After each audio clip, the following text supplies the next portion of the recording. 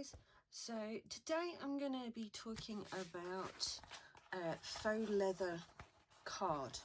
I watched an awful lot of tutorials about this not that long ago, just trying to get a feel for the best way to do it, and it turns out there's quite a few ways to do it, so I had to try all of them, and I thought I'd just do a video because I think I found a way that's actually easier maybe and still yields really good results. I don't know if you can really see the texture to that because my lamp is really bright, but it just gives a really beautiful mottled texture to it and does give it that kind of feel, and it's really quite sturdy and really flexible as well, so it would be really good for making covers and stuff like that with that method. There is one of the other methods that I've tried that would be good for things like if you were just wanting to make pockets and stuff like that, that this one would be better for covers or anything that needed to be that a little bit more substantial. And I've also tried it on a couple of different paper weights as well to see which, you know, what you can really get away with. So I'll have a talk through of the materials I'm going to use, and then I'll show you what I did. Okay, so a lot of the tutorials that I've seen, people have said that they're using glycerin in water and using all manner of oils and stuff like that, and I kind of used some of my background to figure out whether or not those things were really necessary, and I think I found a way around it where you don't need to be ordering like specialist supplies and things like that. You'll need some water, definitely. You'll need some craft card. I found that a minimum of 180 GSM is the best. I've seen people making it with like Amazon paper and stuff like that, and I think that's okay if you don't mind it being quite thin, and I think it'd probably be likely to tear really, so I would say if you're going to use it for something that you need to be robust, then stick with a 180 or a 220, something like that. So you're going to need your piece of card. You're going to need some acrylic paint, because again I've seen people using their ink pads and rubbing it all over the paper and stuff like that. Maybe I'm just a bit precious about my ink pads, but I much preferred the idea of using acrylic paints, because apart from anything, once this soaks into the fibres of your card, it will actually strengthen those fibres, because acrylic obviously it kind of plasticizes itself once, so it makes it more robust. So I've got that is burnt umber, is that one. You're also going to want some black acrylic, which you can vary the amount of, but we'll get to that later on depending on how dark you want your paper to be. This you don't need, but I like to have. It's a little bit of bronze metallic paint, because it gives the paper just the tiniest hint of a kind of glow, which gives it more depth, more dimension. I think once you look at the surface of it, even though it's flat, it just looks like it's got more texture. And the last thing, yeah, bear with me, is hair conditioner. So honestly, trust me, it does work. I've made quite a few of these now and they've worked really well. The last thing that you're going to need is either a large piece of cardboard or a large silicone mat, or just something to protect your work surface, because it's going to get messy, and you'll need either an iron or a heat press. I've got my heat press that I use to make this quite quick and easy, but it's not really difficult to iron it, so that can be up to you. So the first thing that you're going to need to do is get your paper wet. Now you want it to be thoroughly wet, but you don't want it to be dripping.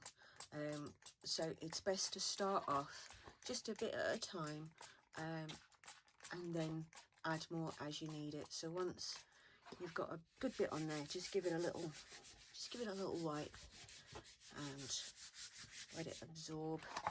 Turn it over. I'm using a patterned one for this because I couldn't find my blank, but it doesn't matter because it's only the one side that will be seen anyway. But you just need to wet it from both sides just to make sure that you've got a good level of absorption. Okay.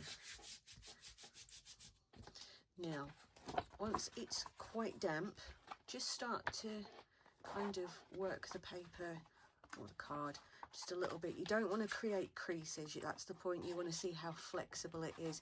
If you find that it's still trying to crease, just add some more water, and that's how you know when you've got enough, is when it stops trying to create a folded crease when you're rolling it.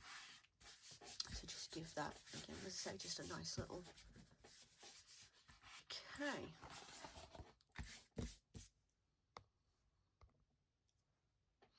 Right, so it should be quite nice and damp all the way over now. So again, a lot of people I've seen, they sort of get the whole thing and scrunch it up into one big lump, but it makes it a lot easier to tear it that way when you unravel it. So I find a really good way to do it is just to scrunch it parts at a time, and then that comes away from itself a lot easier than if you've scrunched the whole thing into one tight ball. So you still get the nice kind of small creases that you want, but without the tearing that you're likely to get if you get a little bit heavy-handed. You can roll it into a ball as long as you're careful, but I don't think that it's necessary because you're just trying to create texture. So little bits at a time. And then once you're happy with your level of scrunching, you're going to lay it out. And so now you should have some really nice texture. Thanks to my really bright light, you can actually see the texture. So yeah, that's what you're looking for. Just some really, really nice defined crumples. So then just give it a little smooth out. Again, I've seen people spending ages smoothing out the paper, and you know, and again, I didn't find I needed to do any of that. So now just another quick spritz with a little bit more water. And here in my gross mug of paint, I'm just going to add a splash of water. You don't want a huge amount because you don't need it. Then you want just a good blob of your burnt umber. About half as much in black. And then if you're going for the metallic tint, again, you only need just a small little blob of that. Just gives it a little bit of depth. Then just get an old brush, give that a really, really good mix. Make sure that the black is thoroughly incorporated. Obviously, this is to make that kind of dark brown sort of aged look. If you want darker, add more black. If you want lighter, don't add so much black. The brown acrylics do tend to be quite orangey red, so that's why I tone it down a little bit with some black. Okay, so that's the kind of texture you're looking for, is you want it kind of not quite as thick as single cream. I don't know what you call that in America, but over here it's like thin cream. It's really, really runny, but not as runny as milk. And then you're going to want, I just use a dish sponge, just use the soft side of a dish sponge. The reason I do it this way is because if you rub too much, you'll start lifting the fibres off of your card, which will weaken it. Plus doing it this way means that you really get the acrylic into the fibres of your card. I do keep making the mistake of not wearing gloves when I'm doing this, and I end up looking like I'm a mechanic or something because I end up with just black brown gunge all over my fingers and trapped under my nails, and no amount of nail scrubbing seems to want to get it out. So you want that almost all the way out, almost all squeezed out, and then just dab and just give that a good go, and just repeat that across the entire sheet. So you should now be left with something that looks like this. Now, if you're going to use it where you need to be able to see both sides of it, then obviously go ahead and do the same thing on the back. But if you're only going to be using it to cover a book or anything like that, you wouldn't need to do the back of it. It wouldn't matter. So at this point, you've got two choices. You can either leave it to dry, or you can get 2 sheets of greaseproof paper, grab your iron or your heat press. If you're using an iron, turn off the steam and put it onto the wool setting and just gently press it.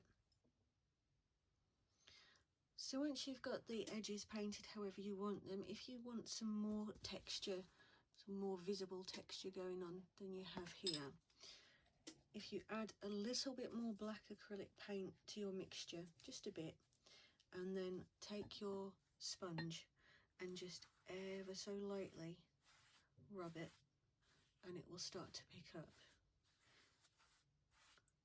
those little surface creases and everything. I'm literally letting the sponge do the work here. I'm not pressing down, I'm just feather stroking it across the top of the paper, and that just picks up all of those little creases. You can, at this point, even if you wanted to, you could scrunch it up again and create more surface creases.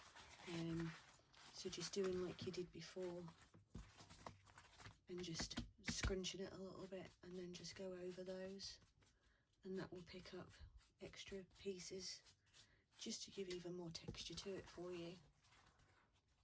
Now you'll probably notice that some of the ones that I'm using look slightly different to each other. It's because I literally am doing the here's one I made earlier, and I've got different pieces at different stages so that I don't have to go off and iron them and everything. I can just carry on talking you through it. So don't worry if mine looks different to how it did in the previous section or anything like that. It's exactly the same process, but the pattern might just look slightly different because they all will look different. So once that's dried, and you can see it's nicely flattened off and everything now, but you've still got the nice texture.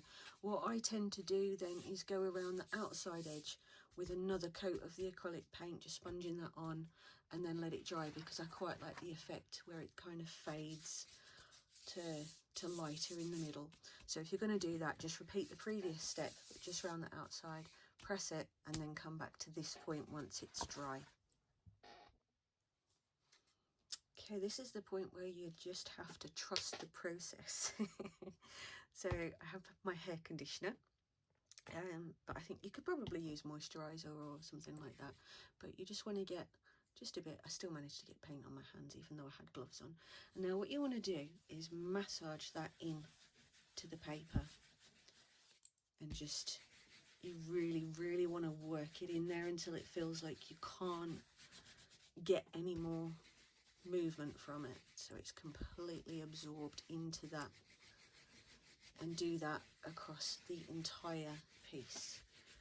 So once it's in, you should be left with no white residue on the top.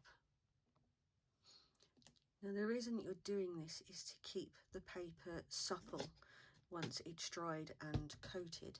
So once you've got your first coat on and it's properly soaked in, give it one more coat with the conditioner. If it still feels a bit too dry and stiff once you've done a second coat, go ahead, do a third coat. In the ones that I've done, I haven't needed more than 2 coats of it to keep the paper really nice and supple. So this is the second coat going on this one. And you'll notice that once you've got it in there, that it's become really kind of cloth-like, and I say just sort of very supple. It kind of takes on the texture of oilcloth, is what I could liken it to the most, I suppose. Now once that's all in, you need to just leave that for an hour, couple of hours maybe, until it feels like it's really nice and dry and it doesn't feel greasy or anything on the top. Just let that absorb. I should mention that if you have painted the front and back of your card, make sure you moisturize both sides of it. And now for the fun part, where I completely forgot to tell you that you're also going to need some PVA glue. In the States you'll have this as white glue, white craft glue. It doesn't have to be clear. I just prefer to use the clear one for this kind of thing, but if you can't get it, white glue is absolutely fine. I could re-edit the video just to say, oh yeah, you also need this, but no, I screwed up, let's leave it in, it's way more fun. Plus I get to surprise you. It's like, ha, you need this as well. Right, so now that you've put all your conditioner onto your paper, you should be left with something that feels quite supple and quite resistant to tearing and the like, because obviously you don't want it to tear easily. That kind of defeats the object. If you find that it's still a little bit stiff feeling, you've got two choices. You can either just roll it around a little bit until it feels more supple, or you can add a couple more layers of your conditioner. I suppose it does depend on the density of the card that you're using, and there are so many factors, how much moisturizer that you put on, you know, that kind of thing. But yeah, you want something that will move about really easily like oilcloth will do. So now what you need is my trusty everything goes in here mug. Now you want just a blob of PVA. I say white glue is absolutely fine, and about the same amount in water. You're looking for about a 50-50 split. Doesn't have to be exact, but about that. You don't want the consistency to be like water. This is the same brush that I used to mix the paint, so it's turned my glue a colour, but that doesn't matter because it's going on the same thing. So yeah, you want it to be able to dribble, but you don't want it as thin as just water on its own. If you feel it's a little bit too watery, like I think that is, just add a little bit more glue.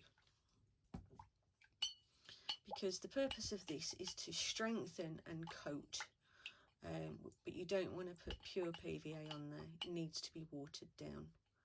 So once you're happy, just go ahead and start working that into the surface of your card.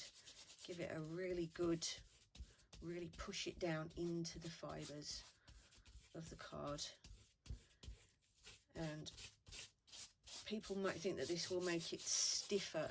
It doesn't actually make it stiffer and more card-like again, which is something that I was asked the other day. It just makes it more durable. So it makes it stronger but not stiffer, if that makes sense. So just keep really working that in.